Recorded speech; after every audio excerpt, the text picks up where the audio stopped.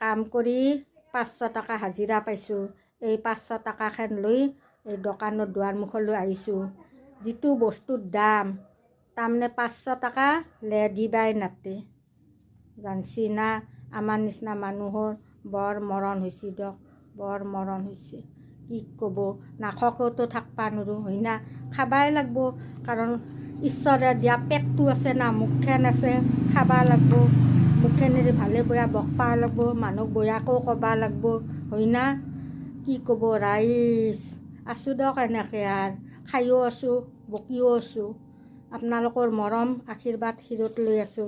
আপোনালোকক নতুন বছৰটো ভগৱানে ভালে ভালে পাৰ কৰক আৰু যাতে আপোনাৰ এনেকৈ নতুন বছৰত আপোনালোকৰ ওচৰত আহিব পাৰোঁ আৰু আপোনালোকেও ভালে থাকক।